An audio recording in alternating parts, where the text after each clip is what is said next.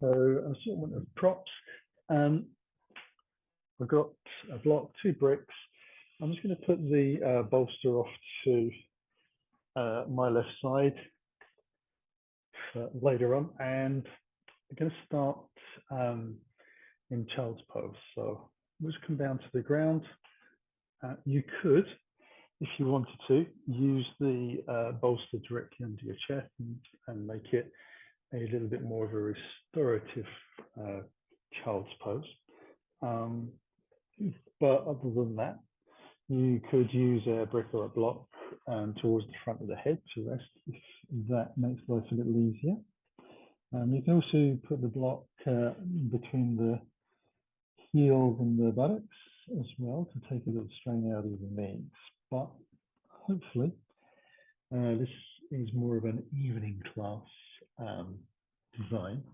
So hopefully you're doing it more in a part of the day where you haven't literally just got out of bed. And therefore you've been moving around a little bit. And so your body will automatically be a little more supple. Sit here and relax down. Just let the knee joints open out a little bit. Into my hips. Put a little stretch into the ankles. Nice relaxed shoulders. Hence why I don't want the head to be sort of hanging around. So if you're using the bolster, do have your chin and the side of your head supported fully.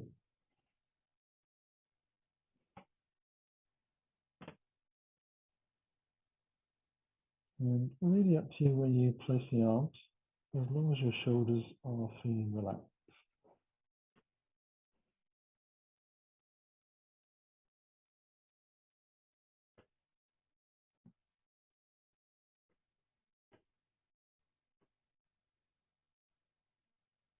I'm starting to feel my diaphragm stretch and contract into my inner thighs. And noticing that my breath has started to slow down. And the quality is becoming more even.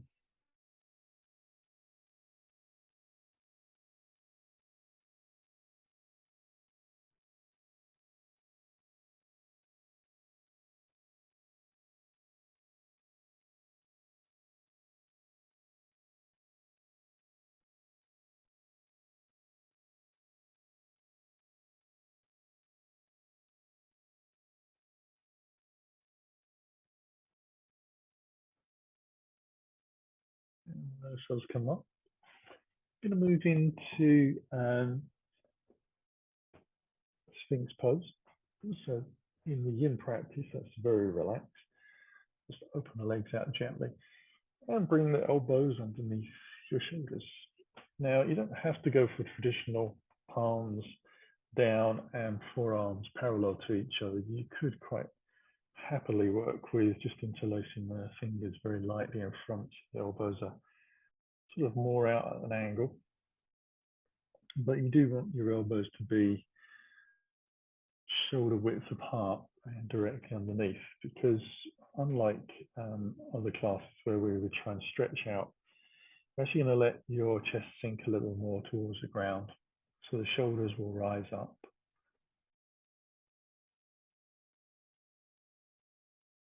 And doing our best to let the leg muscles and the lower back muscles relax as well.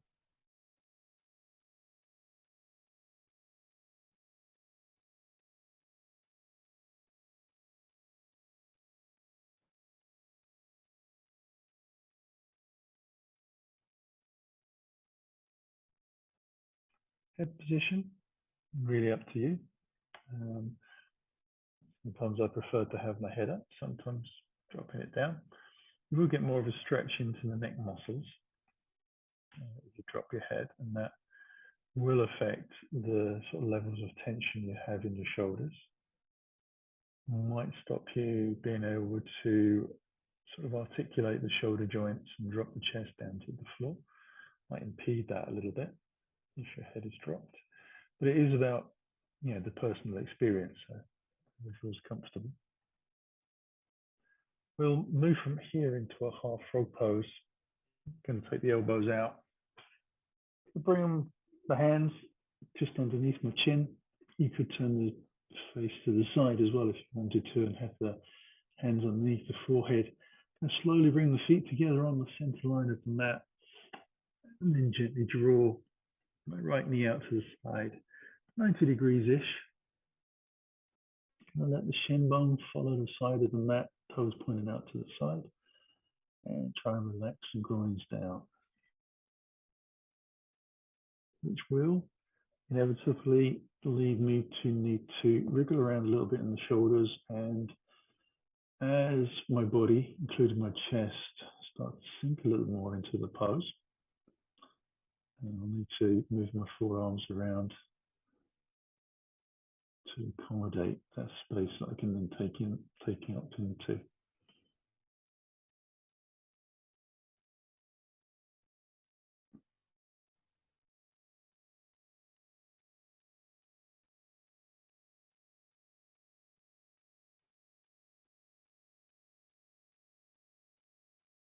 Now, if I were participating in the class fully, I would have turned my head to the side and taken the glasses off so that my neck was a little more in line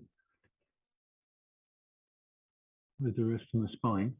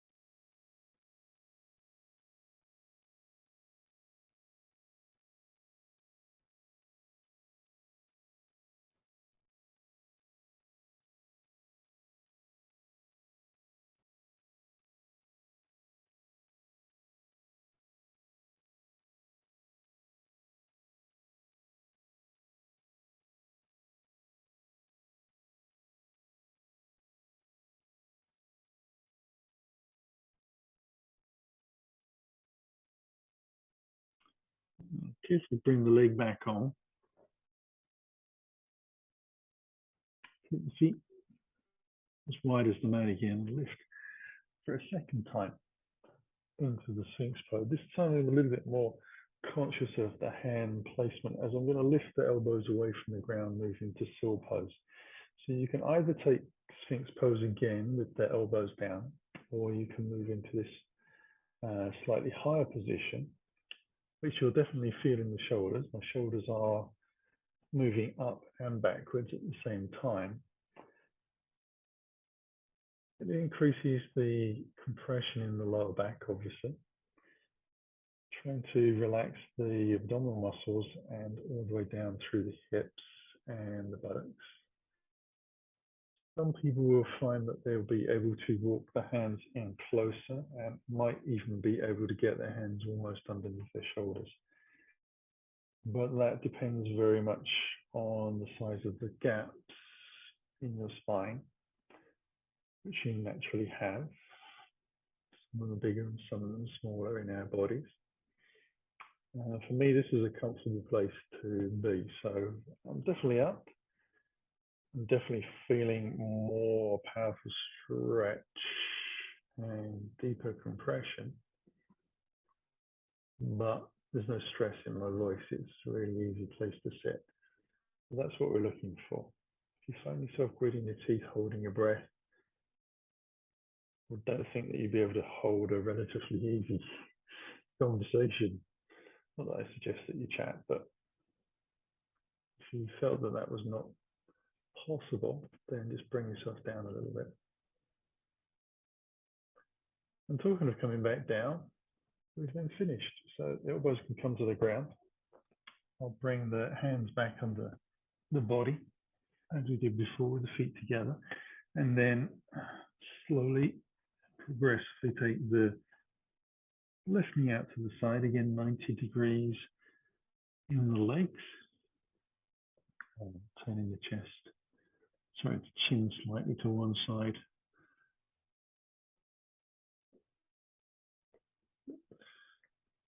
And just allow yourself to have that wriggle around, the secondary adjustments, so even third, fourth, however many you need.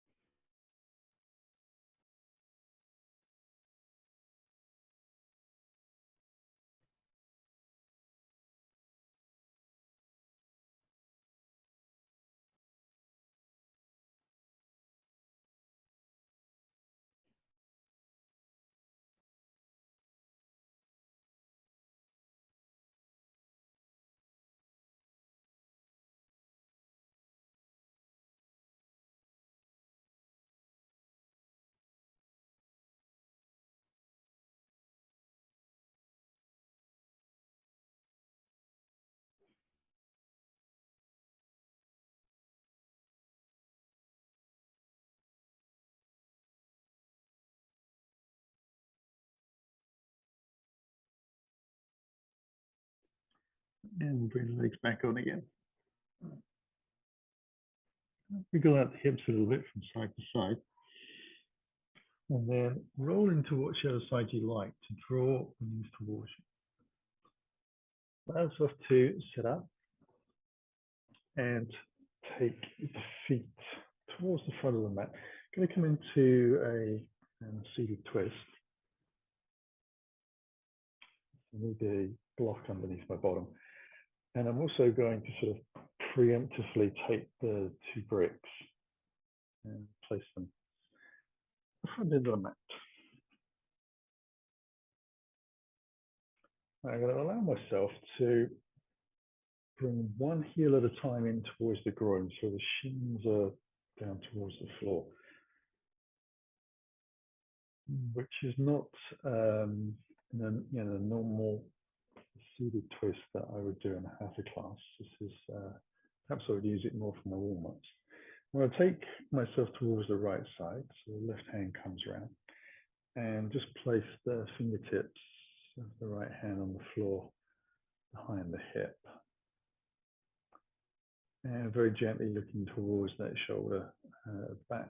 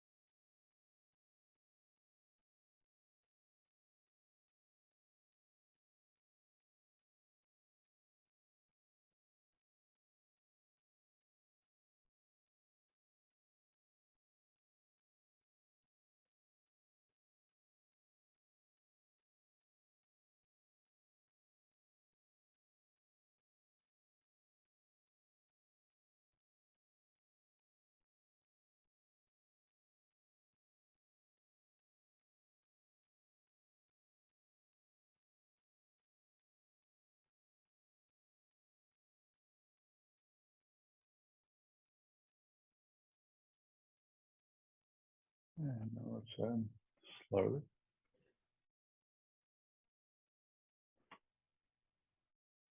Take it to the opposite side. Now, if your fingers tips don't reach the floor easily, I should have said then obviously grab a block or a brick to raise the floor a little towards you. Now, I would recommend looking over the rear shoulder gently. Try and keep the eyes level and the head in a level position. This is definitely one of those ones where you drop the chin, you start to get more tension added into the shoulders and the top of your spine. We're trying to work in a little bit of gentle rotation, allow the body to sort of follow itself around as it eases into the pose, providing a little bit of compression on the facets of the spine, particularly on the vertebrae of the spine.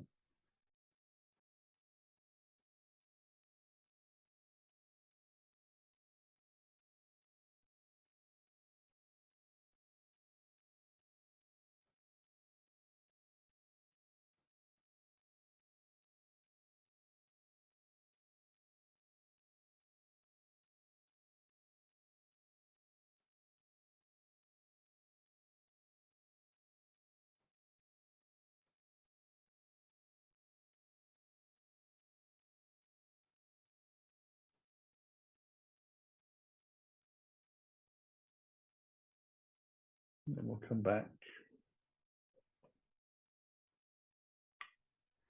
Going to carefully lift up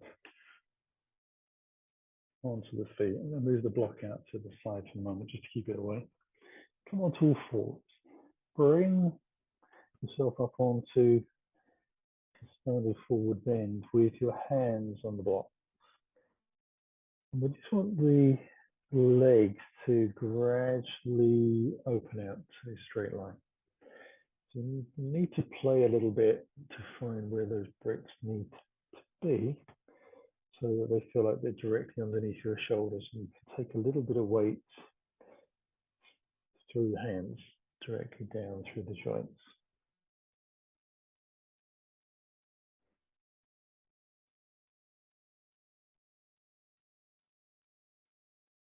We're going to be here for about a minute, and then we're going to let ourselves drop a little deeper. This is going to let those hamstrings open out a little bit and get used to the idea of having the weight even through the front, the back, and the sides of the feet. This is a little time to adapt, decide whether we want to take our feet wider or closer together.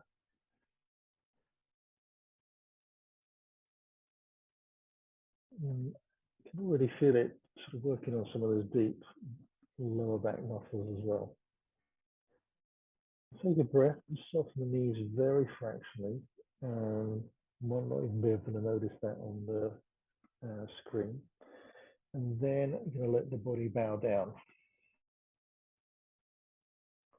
And take the hands away from the bricks and see if I can hold on to the elbows. Now, if you do that and that feels too intense, you're not able to breathe, your body's shaking and trembling, I'd bring the hands back. Maybe you could turn the bricks lower and still get the support and safety and the work.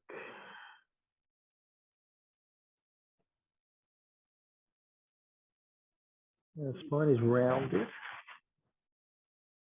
and hanging.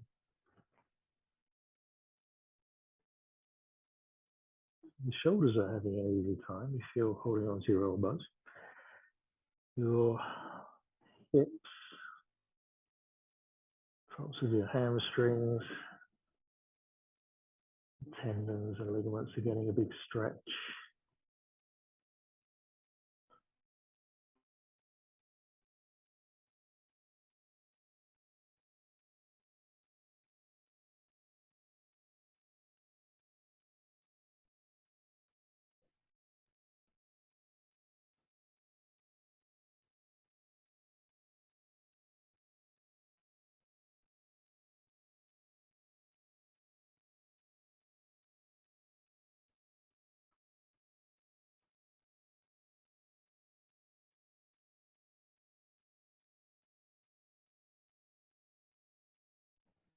bring the hands back onto the blocks. Allow yourself to lift up slowly. Straighten the legs back out again. And then we're going to make our way back down to the ground. So you could step down, sit down, whatever works for you, but gets you back down to all fours nice and easily.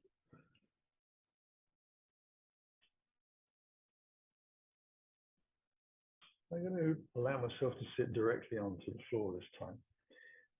Brought the legs together. I'm going to take my left foot and wrap that across. I'm going to try and use my foot to walk the foot out to the side so that I've got thigh and thigh on top of each other. If that feels like it's too much underneath the back of the leg, in your knee joint on the bottom leg, you could take that block and just place that underneath so that it's pushing into the calf and the hamstring together, protect the knee. You could roll up a blanket or a towel to do the same. I'll take a little breath and allow myself to start to roll forwards gently. So I'll take the hands out so that I sort of feel a little bit safer, a little bit more confident. And also I can judge where I'm moving to. You know, strangely enough, try and relax the bottom leg, which you might find your foot rolling out to the side either way. And gradually let the head hang as well.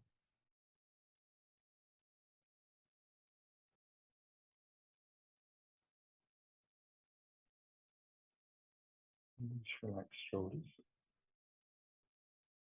Really loose, relaxed belly. It's called a half shoelace.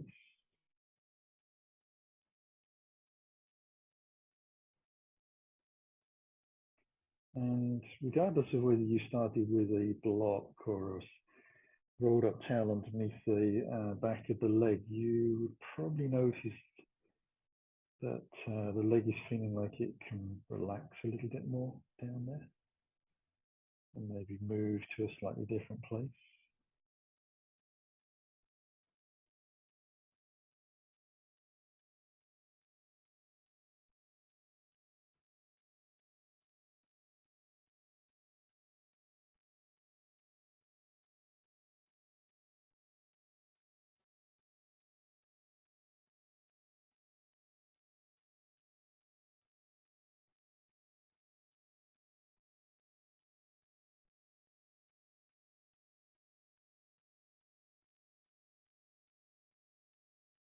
And we'll walk hands in,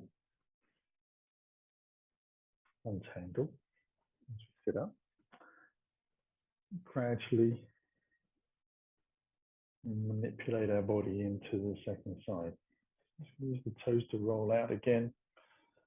Try to get thigh to thigh. You can have a little wriggle around on the sitting bones as well. That sometimes helps.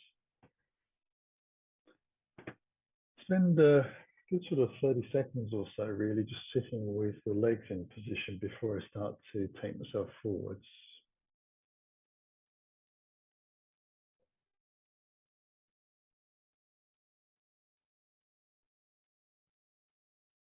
And then ease the hands out. And very gently bring myself forwards. Now, try to avoid comparing side to side. Treat each side as a new experience. Imagine that this is the first time you've been in this body. You need to find out what it can do.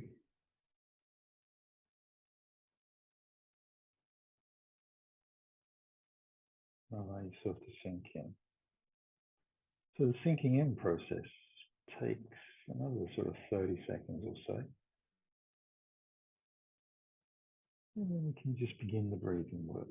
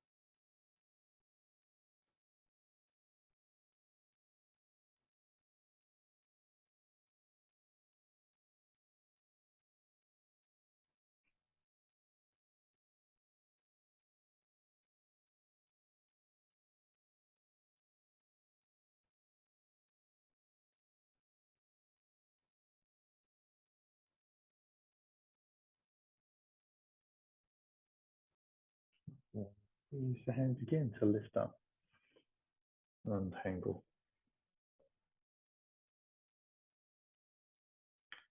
I'm going to make my way up to all fours in front of the mat. And then going to move into a dragon pose. I'm going to draw the right knee towards the body and bring the foot between the hands. You can always move the foot a little further out to the side, that's not a problem. I'm going to start with the knee originally over the top of the ankle and lift the back knee and just walk the foot out as far as I can. So dropping the hips already towards the ground, getting to a comfortable place. For me, coming up onto the knuckles, I'm tucking the toes and then letting the front knee sink forwards towards my the toes. So for me, once I've done that, I get about an inch of forward movement from when my knee was directly over the ankle. It's an important inch, I can definitely feel it. Can also end up moving the hands forwards a little bit further. Now you could be hands flat to the floor if you don't like being on knuckles, and you could take those bricks down and just place them underneath the hands to lift the floor a little closer, and that would help as well. Letting the hips sink, even though the left hip is sinking to the ground closer than the right is. There's a little bit of twisting off to the side taking place, but again, you might not be able to notice, but the idea is to let yourself sink into these things rather than trying to keep yourself in any particular alignment. It's really a case of letting your body move to where it needs to move to, which can be very different from side to side. And again, the head choice, I like hanging heads in this pose, but not a problem if you want to look forwards.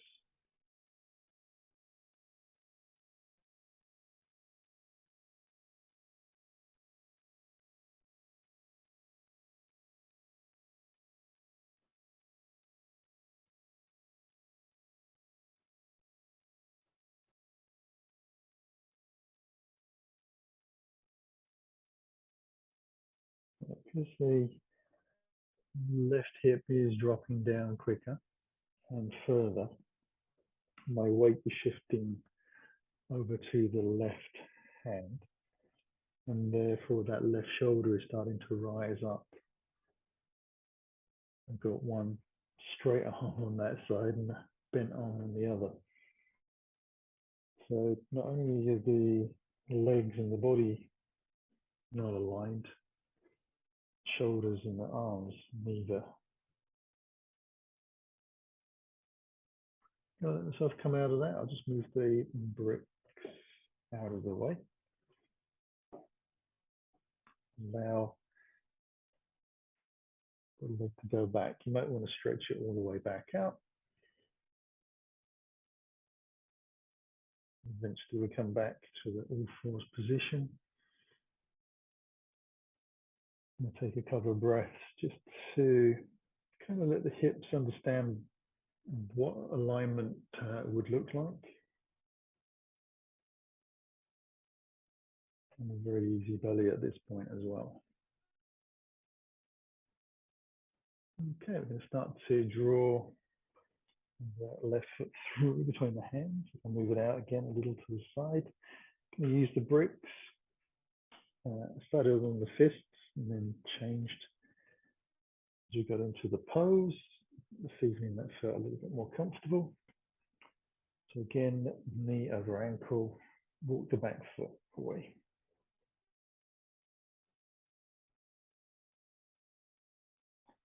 When you're ready, untuck the toes, let yourself sink forwards gently. You could also do this with one forearm on the thigh and rest completely on one hand if you wanted to. But you might find that a little tricky to hold for an extended period of time. So again, just trying to let the knee sink in.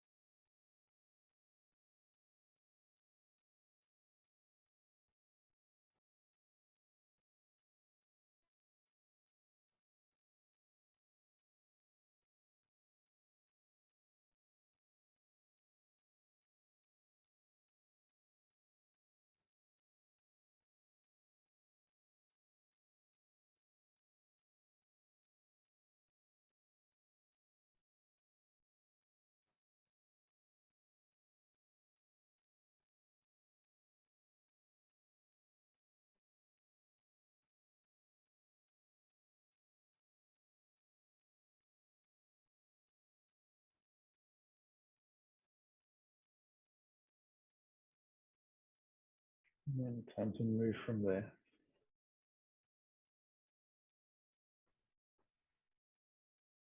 Temporarily to all fours. Going to move the blocks again in front of the mat and come into child's pose. This time we're going to keep the legs a little closer together. Down to the hips. Take the hands underneath the foot pit, or you can bring the hands towards your toes if your head is still able to make contact with the ground. You could do that by using the block to lift the floor a little closer if you needed to.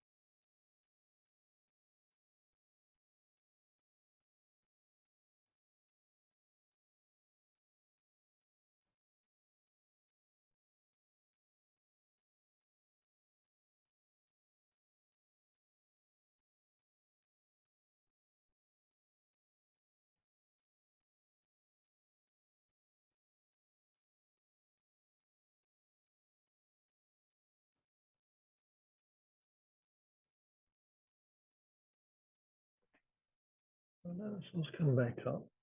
And we're going to move into a twist. So I'm going to take the knees out, feet out to the side, coming forwards. I'm going to use the block to support my head. So in fact, I'm going to move towards the back of the mat. And I'm going to bring the bolster even closer, mid-length by the side on the left. Allow myself to roll down. Now I use the arms and the abdominals to support myself on the way down, but if you find that tricky, just rolling onto your side would get you there equally as well. I'm just going to adjust around a little bit. Now I'm going to start with the left leg lengthened out and the right knee bent towards the ceiling with the foot on the floor close to the bottom. I'll move the hips over towards the right as far as I comfortably can. And let the arms come out in line with the chest. Just bring my right foot on top of my left thigh and roll over gently into the side of the hip to the left to allow the whole of the right leg from the kneecap down through the shin to the ankles of the foot, rest on the bolster. Now, if you happen to have a limb that is longer than your bolster, I'm not too sure how you would get a longer bolster, but I would say actually have the foot supported properly and the ankle, so it's not hanging off the end like a heavy weight. And I'm also using my left hand to just add a little bit more weight to draw my leg a little more onto the bolster. But as long as the foot's supported, you get that nice 90-degree bend. The shoulders are relaxed down to the ground or as close as you can get. You might need to play around with that a little bit. Eventually you get to a point where we can start to relax in.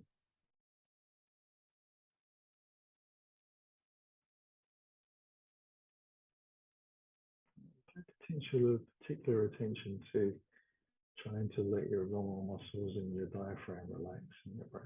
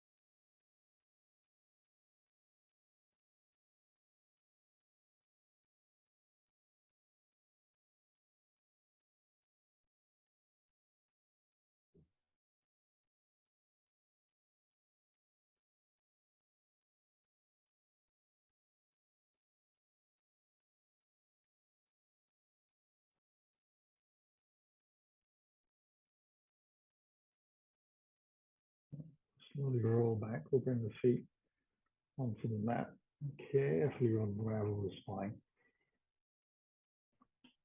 Allowing both legs to lengthen out towards the bottom of the mat gives an opportunity for the spine to realign itself and kind of naturally spring back to its regular position, but it also gives me a chance to roll gently that bolster over my body with as little lifting as possible.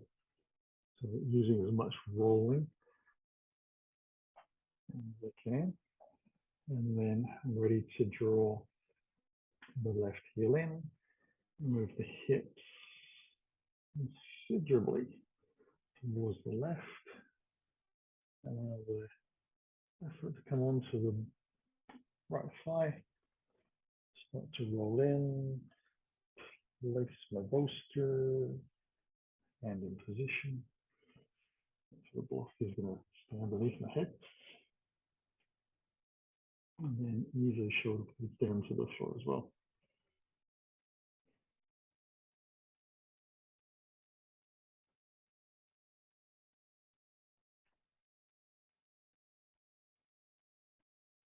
The previous side, the distance between my knee and the bolster was probably 1/4 of an inch.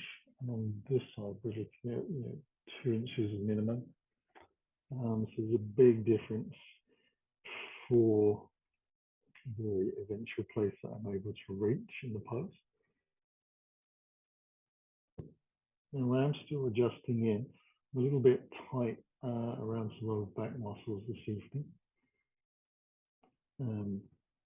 More in the shoulder department, believe it or not. That's making a difference to where my body gets.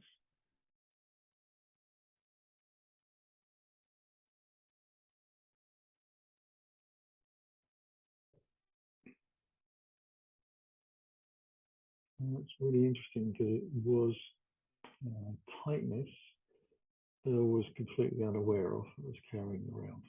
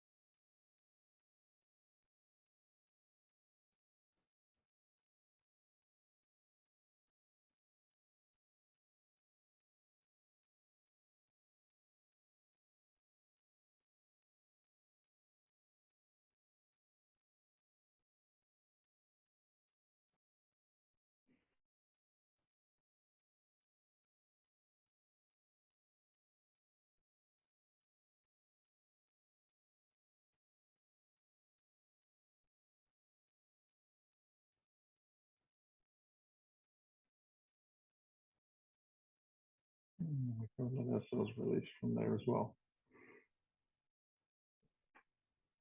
So just gently roll the spine down to the floor and bring the hips back underneath.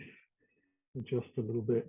Allow the feet to go in a wider setting with the knees together high. So TPing the legs in towards the center line. You're going to temporarily place the hands on the body so that the right hand is below the belly button and the left hand is above. And just let myself breathe.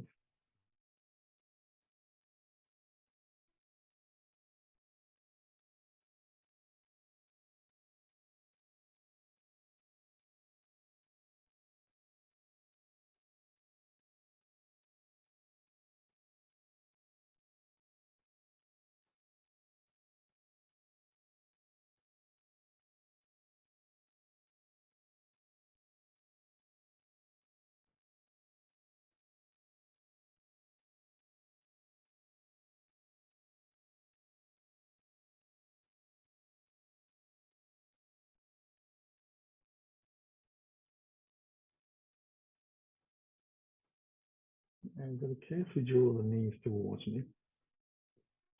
Get the hands around the shins and just draw the knees towards me a little bit. They're moving out to the side and using a little bit of arm effort to draw them down further than where gravity took them. And then wriggle on the spine and let them roll out towards the right side, using the hands to the floor once they arrive to lift up. Now I'm going to move my bolster out of the way more so that you can see what I'm doing. You don't need to do that. I'm going to come onto all fours and have my breaks. I'm going to take them on the high end. Take a little breath. Tuck the toes underneath, the hips up, and walk the feet into a forward bend, placing the hands on the blocks underneath my shoulders. So again, just playing around a little bit with positioning. I'm looking for two straight legs. This is more of a hatha move, so moving away from our yin practice to perhaps a Iyengar format. I'm going to soften the left leg a little. Take the right foot back until the big toe's just about to leave the ground. And then try to press my hips towards the back of the mat down the center line. And then walk the bricks back underneath my shoulders so that I can have two straight legs. So pyramid pose, and I'm going to draw the belly in, relax the shoulders out wide, and draw the crown of the head forwards.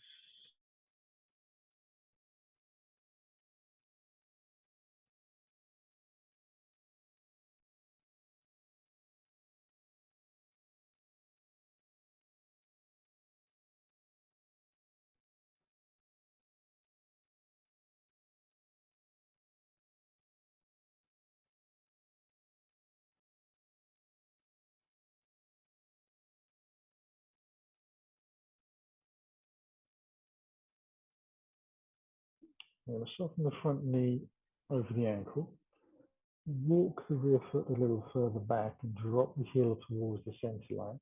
I'm going to bring the left brick to the inside of my foot and bring my right hand onto my right hip as I begin to straighten the legs. Again, I'm going to make sure that that block or the brick is underneath my shoulder, and then take the right hand towards the sky. So I'm coming into a supported triangle pose, and pressing down evenly through both legs and the hand, and stretching up. Try and press the tailbone again lightly towards the back of the mat, the crown of the head towards the front. The neck stays in line with the rest of the spine. And then rotate the body open and slightly press the hips over towards the right side.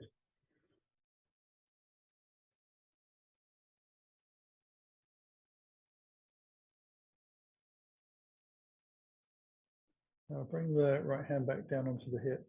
Going to soften the front knee.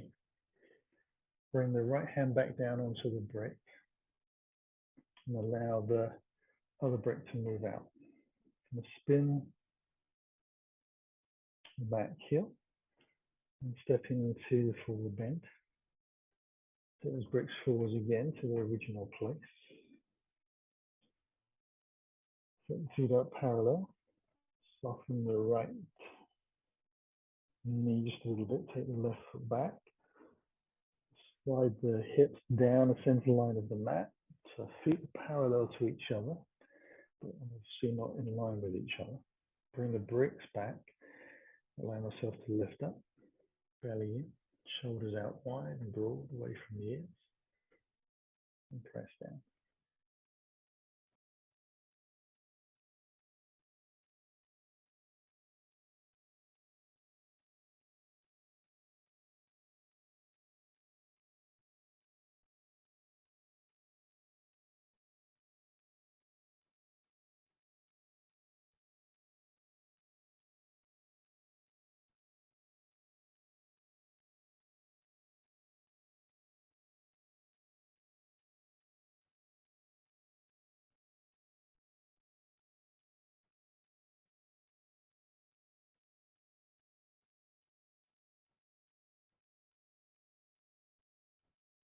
Now soften the front knee. Bring the right block onto the inside of the foot with the right hand there. I'm going to slide the left leg back a little bit and drop the heel in. Use the left hand onto the hip, rotate the chest, and to straighten the legs, pressing the hips towards the back of the mat. Make sure the block feels like it's underneath your shoulder. Rotate as much as you can. Hips a little over, press to the left. And then we'll finally take the left hand up towards the sky.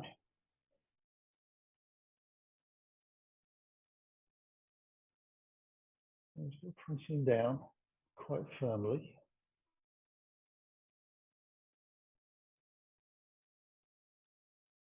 And definitely feeling the difference between stretching the muscles in the middle of the muscle as opposed to the tendon ends.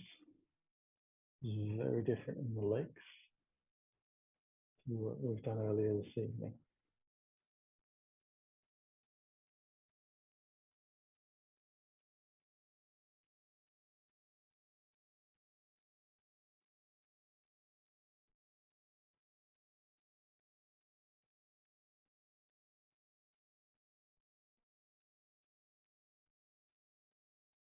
we'll bring the left hand down, soften the front knee, turn the chest down to the floor, bring the hands onto the bricks, move them forwards,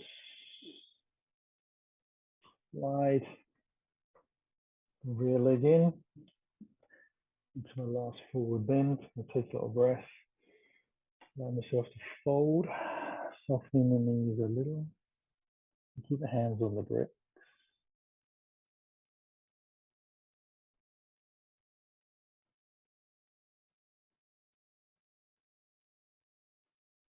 And belly drawn in, trying to send the hips towards the sky.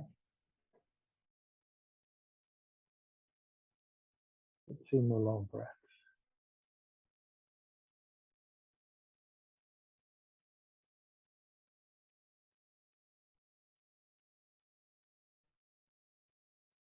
And bring the hands to the floor.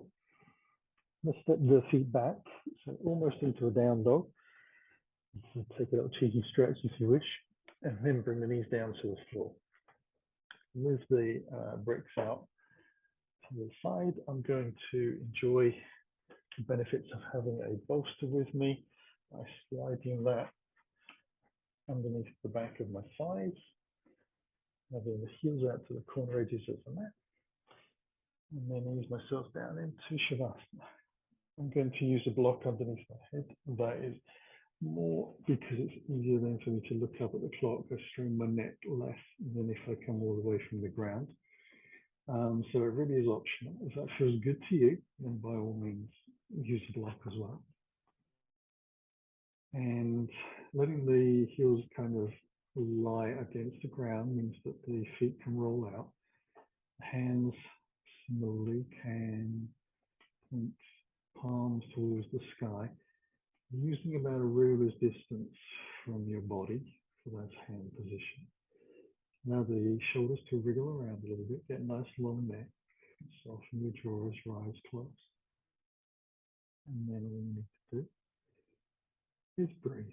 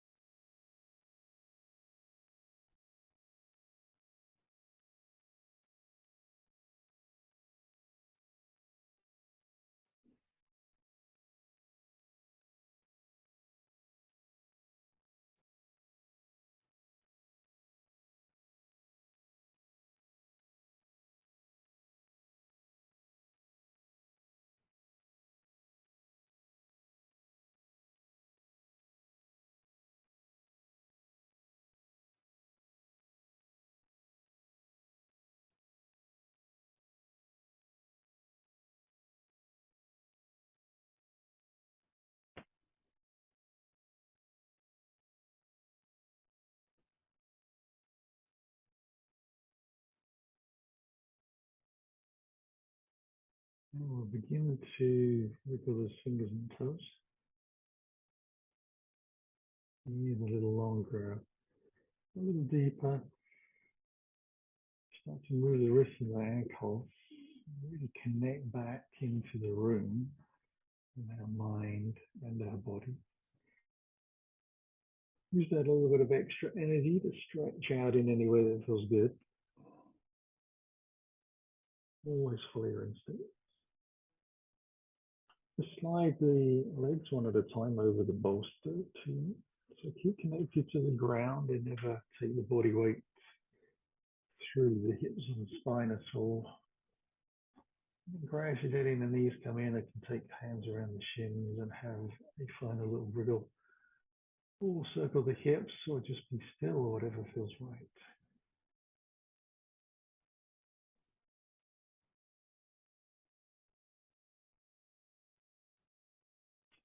Now, mindful of where your props may be, allow yourself to roll onto your right side. Take a little breath, let your hands press away from the ground to lift smoothly back. Come into a easy sitting posture. Hands in towards the heart. We sit tall. Take a long breath in, eyes closed. Slow exhalation, letting the chin drop.